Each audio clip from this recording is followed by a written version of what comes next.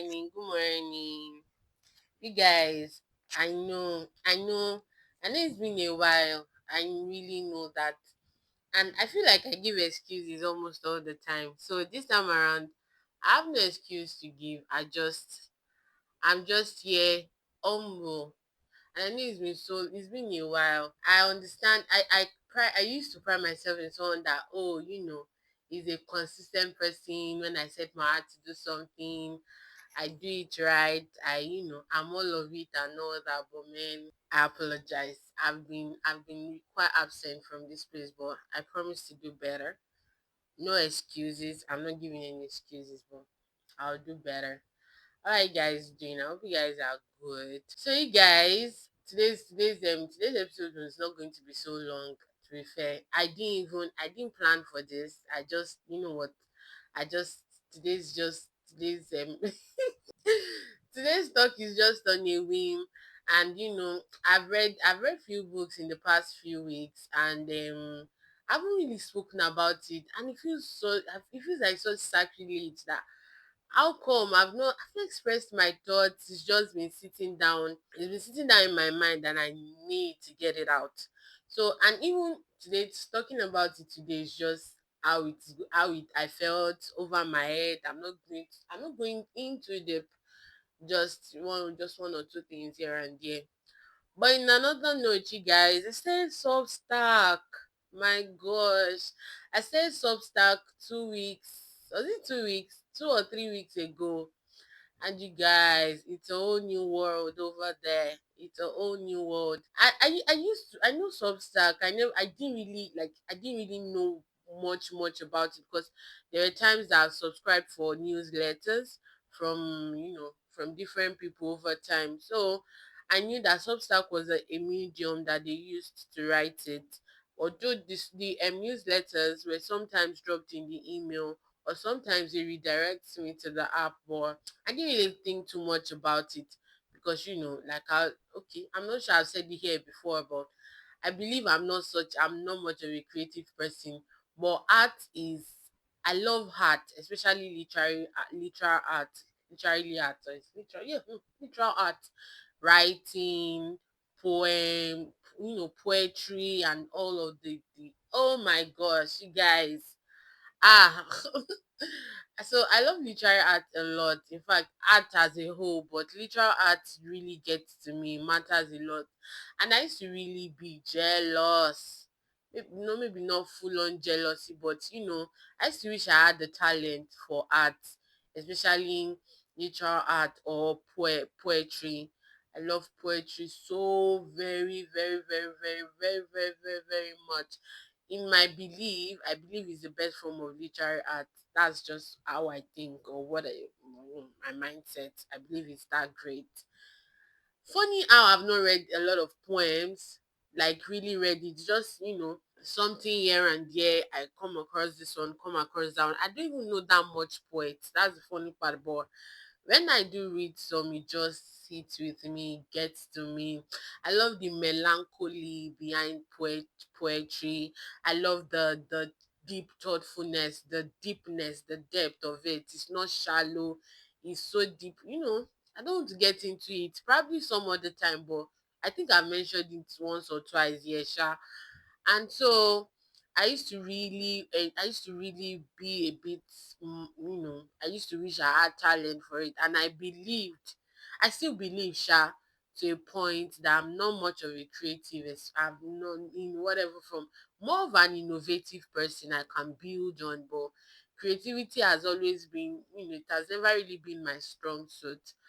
And that was why, rather than writing reviews, I think that talking about them will be better. I think I'll be able to translate and talk about my feelings about these things that I read, better than writing them down, because I feel like I won't be good enough, or I won't be able to articulate my mind, my emotions, and my thoughts. I won't articulate them well enough. So that's why I opted for speaking about them rather than writing them. But for some reason, I like to think it's the Holy Spirit, because I don't want to, over, should I say, or overdo it with this thought process, but I believe he nurtured or guided me there slowly. And I battled with it for a long time that I'm not a writer. I don't know how to write. I'm not so articulate. Even talking self. Even talking sometimes still feel hard. Although I feel like since I began this podcast, my articulation skills has gotten better. So, but then, but I decided I might just try it out, and it's been cool so far. I really love it. I was able to. I've been writing short notes. If anyone knows how the delay of the app is, you have the long post. You could that I think that's what translates as newsletters, and the short post. But I've been able to write three, I guess, yes, three long posts, and you guys, it was beautiful.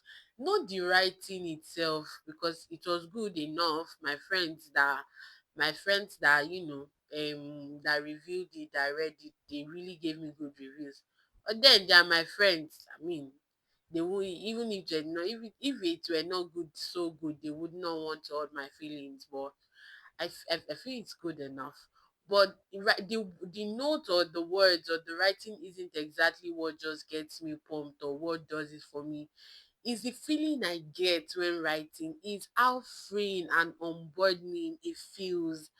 The first long post that I wrote, I felt like crying because I wrote all of my heart and soul into it. I'd been struggling a lot that week. I'd had so much in my mind, so much on my mind. And I've tabled it in place of prayers and all of that. But I felt like I still needed to get it out. I needed to just say it. Let it just get out of my mind. So it doesn't sit in my mind.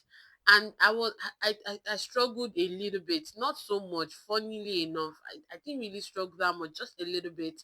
And I was able to Google search some words, so it just stays and edit and all that. But I love editing. Funny, I really love editing words, or text or document. I just find it really calming in a weird sense. But I digress. And I just felt this sense of unburdening, this sense of calm, like, oh, I've been able to get this out of my system. It was like an outlet. And that was when I realized how people used to talk about writing, why they talk about it in such beautiful form. I mean, I've always known of the superiority of writing, of text, of words, how they can be so powerful, but I've always seen it from the lens of a reader, of the reader, or someone who is just, skimping through that kind of thing. Like I mentioned, I do love editing, but I've never been in the shoes of the writer. Like, I've never seen or related with words, writing from the lenses of a writer, and it felt so good. Not the writing, not the piece, but just the unburdening, just writing it, and how it felt like a weighted load that had been taken off my chest. And one of the major reasons, another main reason why I decided that I'm just going to go for it, is because my mind has been so jumbled up. Like, my mind has been so occupied. I think the first episode we started here, I mentioned that one of the reasons why I'm doing this here is because I'm looking for an outlet to just let my wandering thoughts, just let it out. And still, I just felt like I still needed to do more. I just needed it out of my mind more, rather than all of these thoughts, these wandering thoughts, these emotions sitting down in my mind. And sometimes, because I'm a person that as really freeing as I can be with my things that are in my heart, or how I feel about this a thing, I still am a bit locked up in my emotions. I just get all pent up, and I deal with so much migraine and what have you. And it just felt like a good outlet, a good way to just let it all out. And it has been good.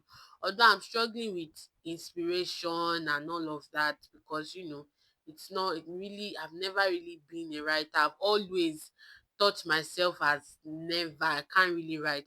I have a friend, I'm sure she's gonna hear this, that she always tells me that I write like a New York writer, and I'll just cough and just laugh that, yeah, you're my friend. I'm sure you want to get me all pumped up and all, but you know, our words, some of our words, and the way she's always encouraging me about it really pushed me to do it. So if you're hearing this, thank you very, very, very, very, very, very, very much. And she would just be like, that was, and when I told her about it, she was like, that was how I talked about this podcast, and look at me doing it. So that I've spoken so long about that already. You guys, I'm on Substack, basically the long and short of it, and I'm really enjoying it so far. Yes, back to the business of the day. You guys, I want to talk about two books today. Two books. The first one is The Housemaid by Freida McFadden. And then you guys, you remember the book I talked about, Dance, Dance, Dance by Haruki Murakami. Today is the day we talk about it. Not too deep though, but we're talking about it today. First time Housemaid. This is one of The Housemaid is one of the book that this is one of the reasons why I don't follow book talk, Instagram, yeah, book talk, bookstagram. I don't follow their recommendations. I just read the blobs of books, or as the spirit leads with books. That's how I buy books, because why did I read this book and I felt so disappointed? If you see the way people hype this book, I see it all the time, like especially those that are talking about crime related books in that genre, and I'll see the way they will make it seem, and I'll feel like I'm really missing out, that oof, these popular books, I feel like I should read it. I've read better books with less known popularity that are better, maybe not the top, but have better story writing. It's not that it's so bad or it's so terrible, because the funny thing is, as much as I felt disappointed or that it didn't reach up to my expectations, I was hooked though. I was really hooked. I just needed to see it to the end. I needed to read the book to the end. I was really hooked, but man, it was just below the expectations. And I actually did not have that much expectations for it, but it wasn't it. But for some reason or the other, it had my attention, it had me wrapped. I just wanted to see the end. And even the price, it was for a book that, like, it's not even that, it's not voluminous, and it was that expensive. I feel really cheated out of my money. I'm not one that I don't particularly complain about price of books that much, because I feel like there's any amount of money that pays enough for intellectual creativity. It's just on another, it's another note. So if I can't afford it, I can't afford it. I leave it till I can afford it. And if not, I don't whine about it. But my goodness, I feel cheated of my I felt and still feel cheated each time I think about it. Like, it was really underwhelming. It had a good storyline. Funny how I still want to read the sequel. I don't know how, when, I don't know why I feel that way, but I feel it. I want to read the sequel. Maybe it's just a way for me trying to give the author the opportunity to just do better and wow me. But it was cool. She had me in the first part, where I can't even remember the characters' names, because it's been a while that I read it, and I really didn't go back to check one or two things. I just started this on a whim. That I just wanted to talk about, what I've read of recent. But the boss, she had me there and all of those things. But I did like how she was able to punish the guy, because the guy deserved it. I hate abusers, and it just goes to show how the effect of psychological abuse, how it's really generational. Or sometimes when some people are sick, they'll check that, is it something that goes from family to family. I've forgotten the word. Yeah, is it inherited and all of that. And I believe that psychological abuse is a very inherited disease, unless a person really works really, really, really hard to actually break that cycle, or to get better. It just goes on and on. At the end, where we see that the guy is a product of his mother's psychological abuse. And ah man, it just bothers me. I think that's one of the reasons why I like psychological thrillers a lot, because all these themes, psychology, the mind, the effect of little things that, or things that seem little but are not so little, the effect, the long lasting effect, and how it transcends from mother to child, child to, you know, child to friend to siblings. I like how, I don't know how to explain it, but I just like the way that all of these books just helps you, puts us in the know. At least, for example, me, I've become better, I've become more knowledgeable when it comes to things like psychology, comes to things like disease of the mind. And I've been really intentional about how little things, and being more literate about it, how all little things, things that would seem like, oh, they're not big deal, but how they affect you in the long run. They affect your lifestyle, they affect your thinking, they affect the way you think, the way you behave, your outlook, your overall outlook about life, how you treat other people. Because for some, like for somewhere in this part of the world, in, you know, in Africa, yeah, unlike abroad, America and all of those things, these are topics that there are a lot of research. I mean, they spend lots and lots of money researching the mind. And sometimes when you even hear of all this research, you be like, "Ah, it's not just the mind. It's not like you're solving, you know, world renowned diseases, or you're looking for cures to big diseases." And that used to be my thought, that it's just, you're just studying the mind. But I like, grateful self that I know better now, because in this part of the world, it's still it's not a topic that is really talked about well enough, at least as much as it should be. Although I feel that we are getting there little by little, but we are still not there enough. We are still not there enough. I just think it's the fact that in this part of the world, especially in Nigeria, our identity is solely rooted in our resilience, how we're able to, and that's not a bad thing. In fact, it's a good thing, because we have such resilient attitude, we have such do it attitude, we are not wimpy, you know, they go hard, we go hard, that kind of attitude. And that's very fine, that's good, because you need edge to survive in this world. You do need edge. You can't afford to be too soft, you can't afford to be too wimpy, you can't afford to be too hard. You have to have edge, be it a man, be it a woman, especially with the rate of immigration now, going to other countries, trying to find our footings, racism, and you know, all of those factors, they come in. And you need to be resilient, you need to be hard, you need to know who you are, and all of those things. But at the same time, I think there's just a need for balance. So there's just a need for balance for us to really, you know, address these topics. That's the thing about psychological thrillers.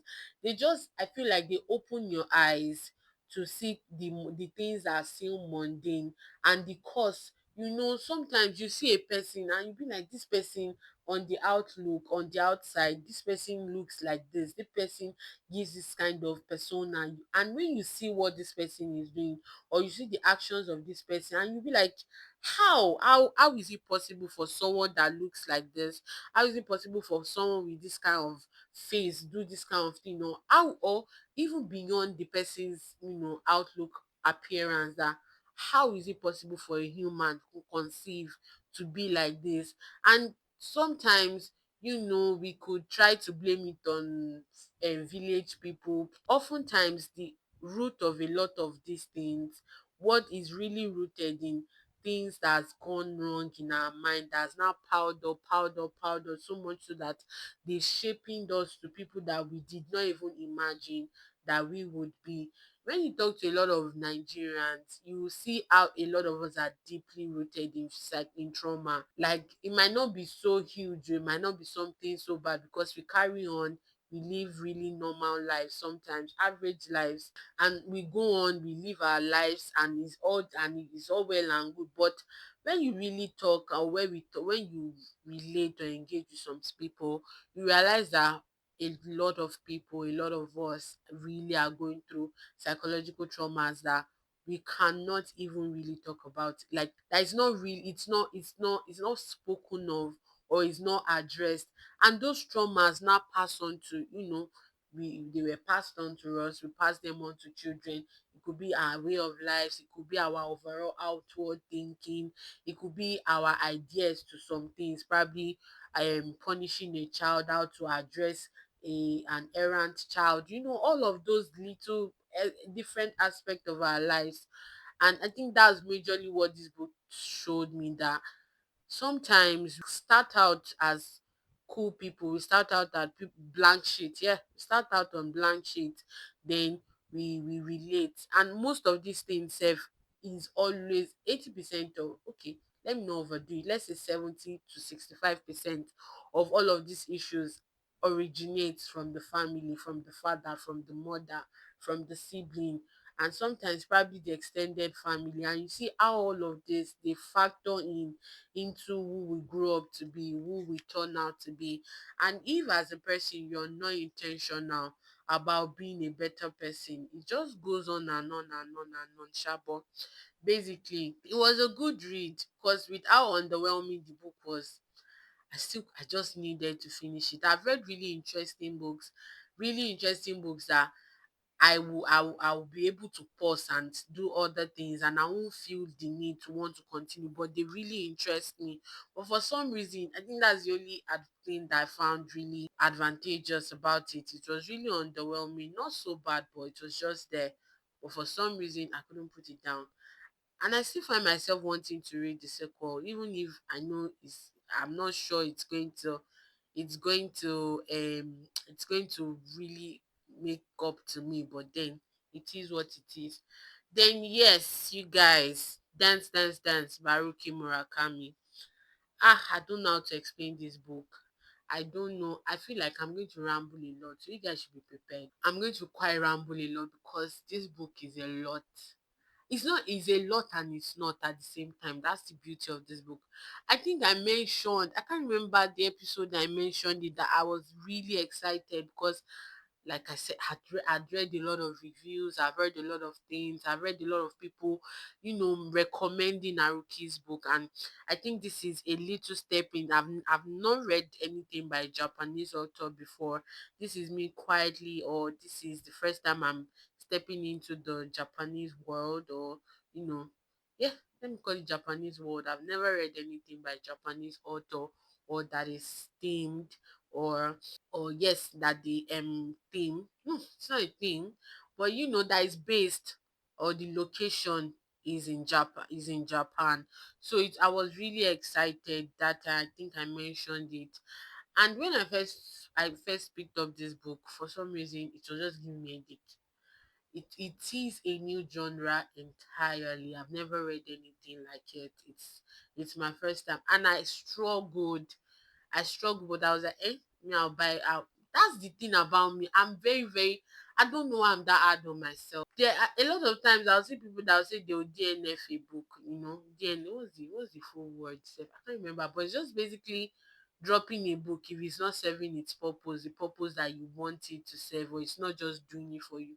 But me, I don't know how to, I can't, I don't know, maybe it's me punishing myself, or maybe wanting to get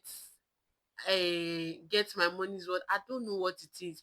I could drop it and not go back to it until after 6 months, a year, sometimes. But I always finish a book. I must. I don't know how to drop a book halfway. It's undone. It's a sacrilege. I don't know. So yeah, I digress.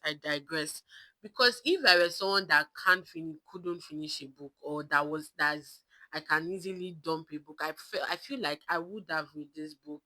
Although most recommendations about his book that I've gotten or that I've seen is Norwegian Wood, but I haven't found Norwegian Wood. His books are really scarce, and I just randomly, by luck or chance, I found this Dance Dance Dance.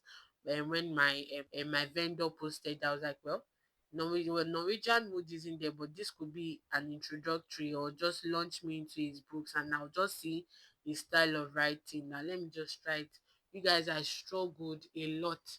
I had headaches. I had no migraines. Yes, at first when I first heard it, I first read the first three chapters. It wasn't making sense. I started again. Then later it started to make sense. It started to come together. Even now, self, I feel a bit reluctant to talk about it because of some of the things, especially the metaphysical and the supernatural part of the book. Because we do not. I'm a person who seeks depth. I'm not a shallow person.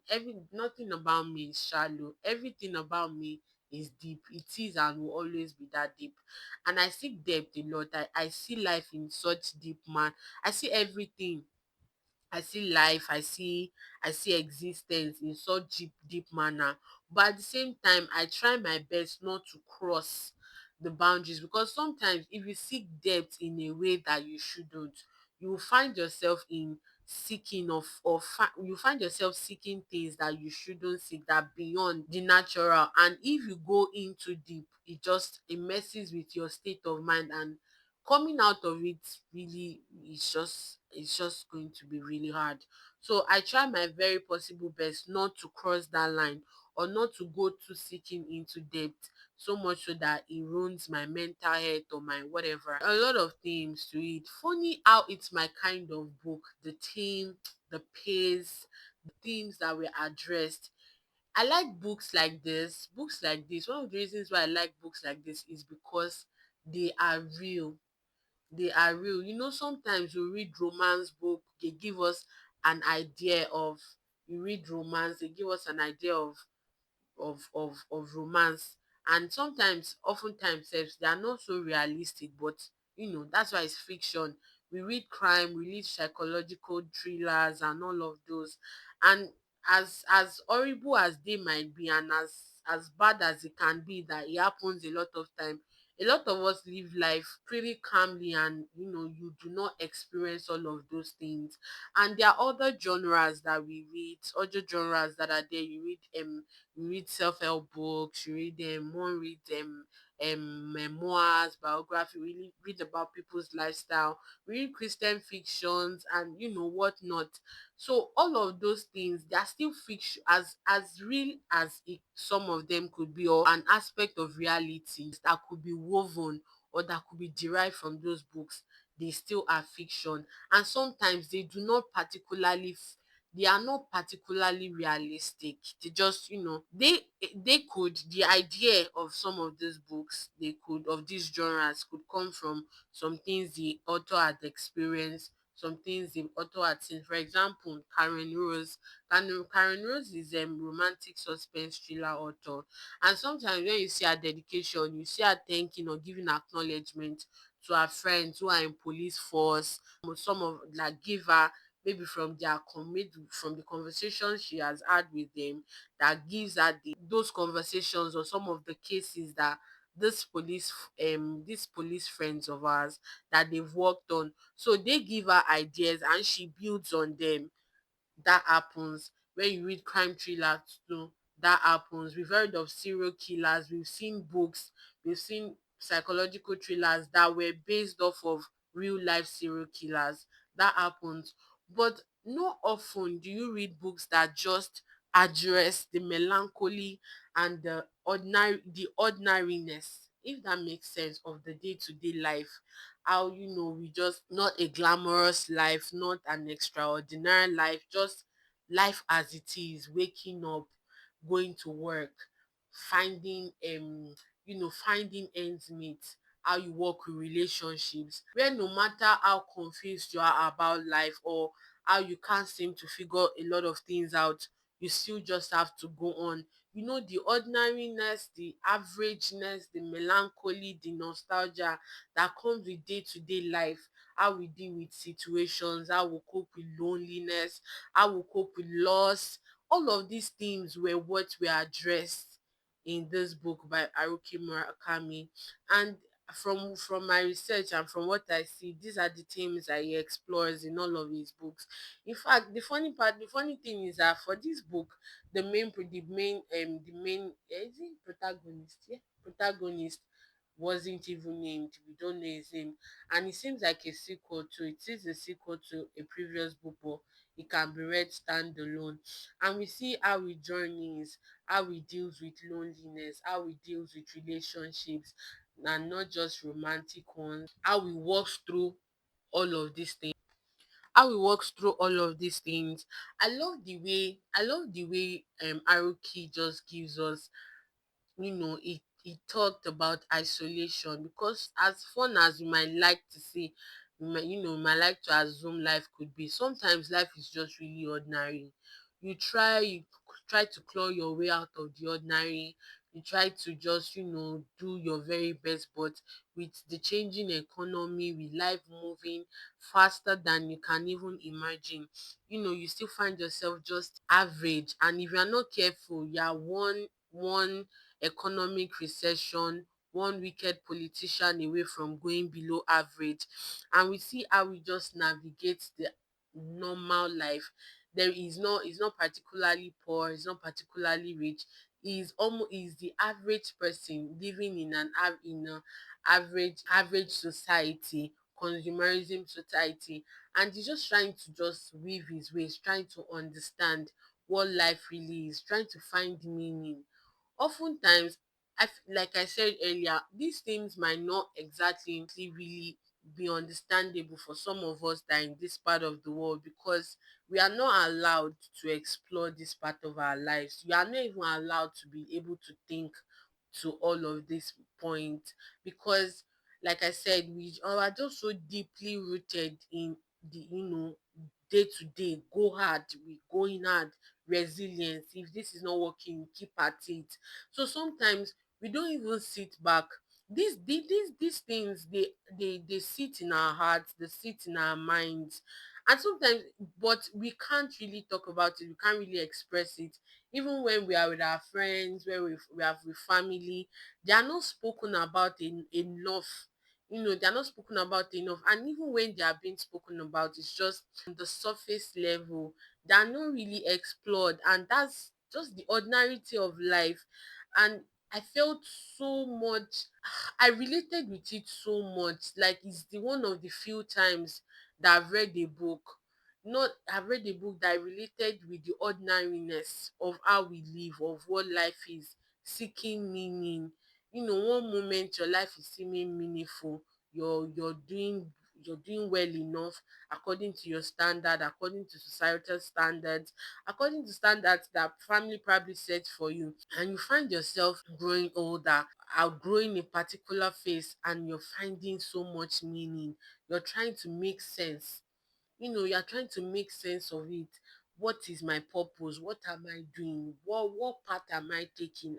Where am I going from here? And I think another reason that I really related with it is probably because I'm at that point in my life right now, where I'm just so confused. I'm a confused adult. I don't have it all figured out, not even the very least, not the closest.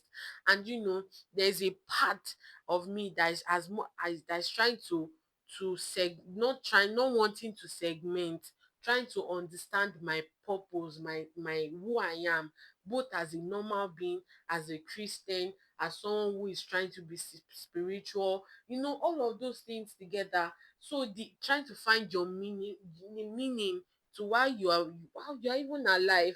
Nothing huge, nothing big, just existential purpose. What's going on? Where do I go from there? What's the next thing to do? Is there a calendar that I have to follow? Is there a list of things that I have to follow? Finding purpose and meaning in all of these things. And I love the part, like the part that says dance, dance, dance. When you first see it, and the way the illustration, you assume that, oh, maybe there's a part of the book that the author is trying to tell us to dance, but it's just a metaphor for the fact that as much as you're trying to find meaning, as much as you're trying to understand and make sense of what life is, of this fragmented world, of this world in this life of capitalism, modernity, and all of that, how you still have to continue. Sometimes we'll be so tired. In fact, you see some memes about it, that you hear people will say you can't give up. you're going through so much. It feels like you're the one going through all of the problems in this world. It feels like nothing is working out for you. It feels like you are giving in, putting in so much effort, but there are people who are not putting in as much effort as you are, and if things are working out, and then you can't just afford to take a breath. You can't afford to take a breather. You cannot afford to take a breath, because even if you say you want to afford to, if you say you want to, there are bills to pay, there are house rents to pay, you have to feed, you have siblings or family members who are relying. And it's worse that this is capitalism is everywhere, modernity is everywhere. Let's even take somewhere like Lagos, for example. If you are not an hustler in Lagos, you'll probably not survive. It's either you're an hustler, always hustling, or you have dependency somewhere else. Everything about Lagos is hiked. Standard of living, prices of everything, house o, shops o, little little menial things o, food o, everything is 3 times, 4 times the price than other states in the country. And you still cannot afford to stop. And with how pricey, with how high the standard of living, you still have people wanting to live here, that, oh no, they are nothing in other, in some places. We still have really cool states, like probably that give a feel of modern city, probably like Ibadan, Port Harcourt, and all of those places. And you hear where some people will complain that, true, this place might be, this part of the country or this other state might seem that, oh, life is quite easy, but there is nothing there, and they would prefer the high life, the hustling life, the high and the lows that places like Lagos brings. Because the book here, I think it was located Tokyo. So yes, Tokyo was the main central location, and Tokyo is to Japan what Lagos is to Nigeria. So all of those things, finding meaning in all of that. And I think what really stood out to me, especially in with when you relate it to the title of the book, is the idea that we have to just keep on going. The dance dance dance part, like the dance dance dance dance dance. It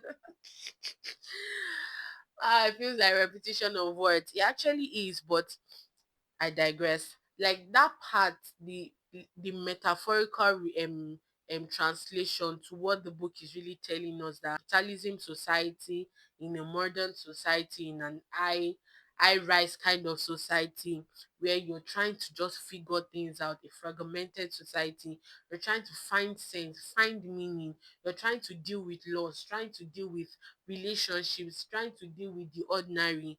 You can't still afford, you know can't afford to not keep going. You cannot stop. You have to keep going. You stay, no matter how hard it gets. And I think, now thinking about it, I think there was a juxtaposition in that book where our main protagonist, he was not given a name, we do not know his name, where our male protagonist, where who is living the ordinary life, a mundane average journalist life, who he's not particular. And I love the fact that he wasn't particularly termed as, he was not depressed, he was not depressed, he was not out of his mind. He was just living what the regular average life seemed or looked like, or what it really is like. And that was the part that I related to. Yes, talking about the juxtaposition, and we see his friend, his classmate, who he later became friends with after reuniting after years. This friend who is a superstar, who seemed to have it all, who seemed like his life was perfect. He had the cars, he had the fame, he had the stardom, he lived in the big, beautiful house, the penthouse, all of those. And we see how we were given an inkling into how his life was. And you can see how this particular friend was wishing for the life of our male protagonist. Even at some point, I started thinking in my mind that I too, I would pick the ordinary, this average seeming life, this life that seems like there is nothing extraordinary going on, or there is nothing over the top going on.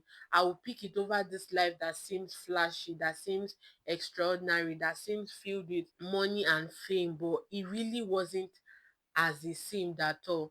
True, not all the time that it's not all the time that people who are really rich or who are really famous have, sad lives. A lot of them are actually pretty happy. A lot of them are happy, but then you see, you just see at the very most, you see the struggle, to just find contentment, to find happiness, and to find purpose, to find fulfillment. And this book, reading this book just reiterated my standpoint or my belief in life that happiness is a very fickle and fleeting emotion.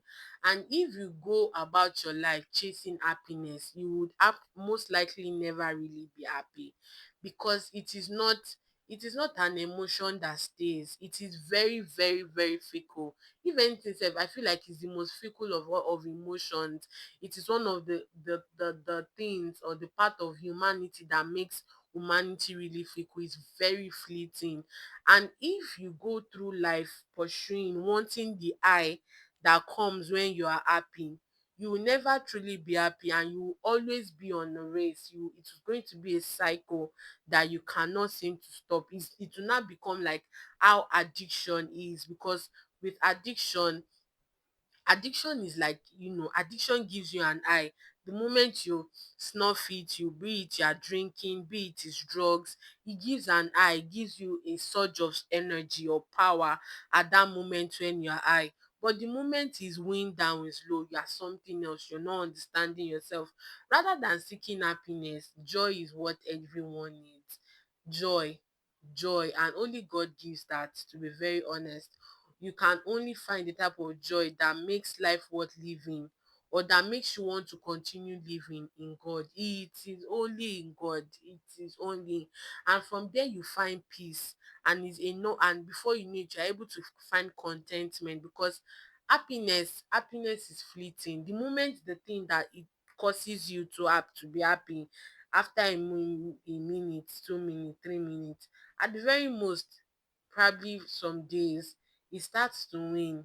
For example, you've been seeking for a job for like, a year or two. You've been praying, you've been fasting, you've been doing all you can do, networking, and all of those things. And you finally get the job you've been dreaming about.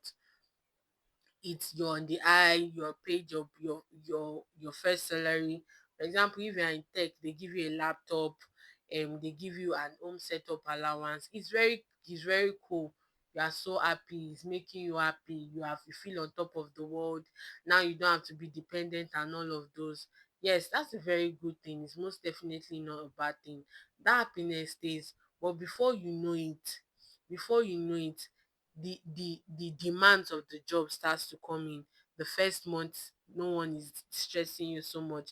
Now you're entering the second month. Yeah, now entering the third month. You have to put in effort. You have to make do. It's beyond, it's more than, sometimes it could even be more than you signed up for. Or sometimes it might not be as much as you signed up for. It could just be that it's just too repetitive. You are not getting the should I say, you are not getting the fulfillment you thought you would get. It's not as fun, it's not as interesting as you believed it is. You are getting bored. And if that's not the case, you are stressed out. There's so much workload. It's a high tense environment. It's a high working environment. Now the thing that caused you happiness at the first time, you know that caused you happiness at the first time, now is almost seeming like, oh, it's causing you stress, it's causing you this, it's causing you that. But in hindsight, your life is better. You probably can afford better things. You can afford to do some things that you couldn't before. Your lifestyle is probably changed. You're able to move to a better place, all of those things. But still, that high that you had, that elated feeling, that unstoppable feeling that you had at that point is no longer there, because the reality of that job are setting. Now you're stressed. Even the money that believe you are collecting, you probably do not have enough time to spend the money. So if that is just how life is, and it goes like that in phases, then you see yourself finding another, you are looking for something else to make you happy, but in inside it is an answered prayers. So if we live life like that, if we live life and if you are not careful, you are miserable. If you don't find an outlet or find something that just gives you joy, or find things that daily gives you happiness, you will just find yourself living a miserable life, no matter how high you attain, no matter the status you attain. I think that is one thing, one of the things that almost differs, that when you read some books, or you read sometimes when people want to make comparison with rich people and poor people, that you see that rich people sometimes they are unhappy, unlike maybe seemingly average or poor people feel like they are happy, because that is the thing with high, you keep seeking it. There's a Yoruba proverb that says that owo ntolowo, translation is that money is never enough for the rich. You keep seeking for more, you keep wanting more, you keep wanting more. Although one cheat that I've come to, or should I say, yeah, that I've, or how I've been able to crack the code, or how I understand it, I found this in a movie, My Liberation Note. It's a K-drama. That for you, yes, joy is very necessary. In fact, joy is the most what you really need. But sometimes we cannot deny the fact that yes, happiness is still good for us. That high that comes from being happy, it's a dopamine booster. You're smiling brighter, the day feels brighter. Who doesn't want that kind of feeling? Who wants to feel miserable all the time? So one thing that I've come to learn, I've come to realize about being that, is that you have to be intentional about finding the little things in the ordinary that gives you happiness. Not flashy things, not big things. Yes, there can be big things, maybe big milestones that keeps you pumped up for a long time until it slowly winds down. But you have to be intentional about things that genuinely gives you happiness in the day to day. For example, it could be, we are not a coffee drinking country. It could be having a cup of coffee very early in the morning to just help you to be awake and just help you to have a brighter outlook about life that day. It could be probably, sometimes for some people it's getting an alert. They don't have to spend the money. It's just the idea that, oh, there is money there. Sometimes it could be putting a call across to your friend. It could be putting a call across to your family member. And that moment where you talk, you reminisce, you think back, it could be 3 minutes or 4 minutes of happiness. But that little time frame that it gives you of happiness, just gives you a better outlook. That day feels better. You are not lost in an ever-ending circle of misery.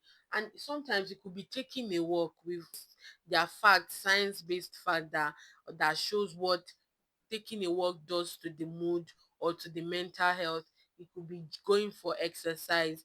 There are still fact and research that shows the effect, the mental effect in a positive light, not just physical, but actually mentally, that exercising does for you. It could be reading a book. It could be playing your favorite game. It could be listening to a song from your favorite author. It could be a particular TV show. It could be anything, just something ordinary, something mundane, something that it doesn't take you an arm or leg to get, something that it's not so huge, but something that you can find, that it's available in the day-to-day life. That's one of the things that stood out for me, that if you are not intentional about really about being a joyful person, you will just live life miserable. You'll be miserable because that is just the way life is designed. Yes, there are people who are really rich, but everybody cannot be rich. Everybody cannot be Dangote. Everybody can't be Tesla. Everybody cannot be Mark, rather. Everyone cannot be Otedola. Everyone cannot be Bill Gates.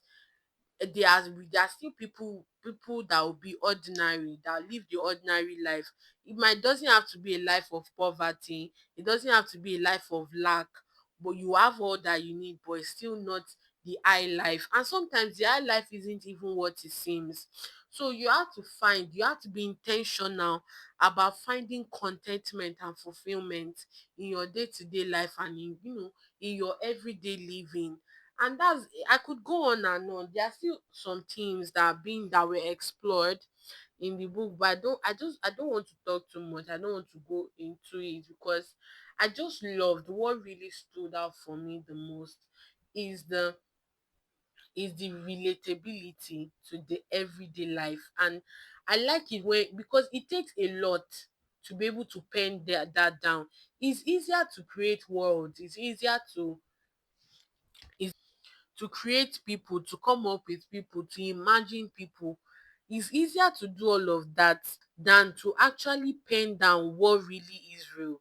It feels like it's contradicting, but that's just the truth.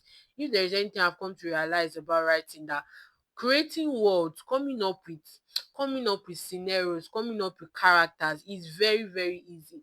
At least easier than penning down real life reality, what really goes on, real life emotions, penning them down in such a way that the reader cannot but help to relate to it. It is very relatable. That is just the beauty of this book. I really loved, and I can see why the hype about it was a lot, because it takes so much, it's such brilliance, and the slow paced. I don't have problem with slow paced. I've mentioned before that if people read the book, some of the books that I read, they will just grow bored out of their mind because it was so slowly paced. It just took your time, time after time, and it was really slowly paced. At some point, it was giving me migraine, but I loved it because that is the only way such book could have been written. The only part that really muffled me, and I think why I'm still a bit not sure about talking about it, and I'm still on the fence with his books, or about his books, is the supernatural part of it, the metaphysical aspect. Although I do agree with it that there's just a really thin line between reality and the supernatural. I agree. You didn't expressly mention it, but from the narration and from the way the book was written and from how we see it, you can tell, what it was inferring, that there's just a thin line, very thin line between what is visible and what isn't. And it's still, I just feel muffled a bit. There were no unnecessary supernatural aspects to it. It just showed the part of it that was supernatural, what it showed, or what that part of the supernaturality of the book. Oof. I hope that's the right statement, because I'm just forming words as I go. But what that part showed was just the idea, and the fact that there is a supernatural, or there are things that you cannot see that controls the scene. That is, there is the spiritual or the supernatural that controls the natural. A lot of people do not believe it. A lot of people will not believe it. I feel like I would have been okay with it if it were if I was reading that from a Christian fiction angle. But this, it didn't have a particular angle. It just showed that yes, there's a supernatural and there's a natural, and how it controls the natural. So I'm still muffled a little bit about it, because I really am very careful what I read. No matter how much escapism, or how much I love books, there are still lines and boundaries that one cannot cross, and with consecration and all of that. So it's still I'm not too sure about it. I'm hoping I'll be able to read Norwegian Wood, or probably the prequel of this particular book. But in summary, that was just the summary of the book. There were other things, every other aspect. I feel like I might not be able to cover it all, but you get the point. Anyways, oh my god, so much for a short episode. But you guys, thank you for working with me, and I'm so sorry I've not been as steadfast. I know we are not much yet, but it is what it is. Thank you guys. And you guys, you remember that I promised that for now we won't talk about somber books, or books that makes us sad, all of this. You guys, the next book we're talking about, I'm not going to even mention it. Even me myself, I'm pumped up about talking about it. I'm still reading it. I feel like you guys will like it. and I'm going to really do better with my preparation, so I don't ramble and I give it to you guys as it's supposed to be, like you get. But anyways, let me not let the cat out of the bag yet. But for now, no somber books, no books that makes us sad, or you know, all of those. Enough of my enough of my rambling. I don't know how much of this I'm going to edit out, but anyways, it is what it is. And you guys, that's it for today. That's a wrap. We're gonna be closing the curtains. Thank you guys. I'll see you when I see you, or you hear from me. Yeah. Bye.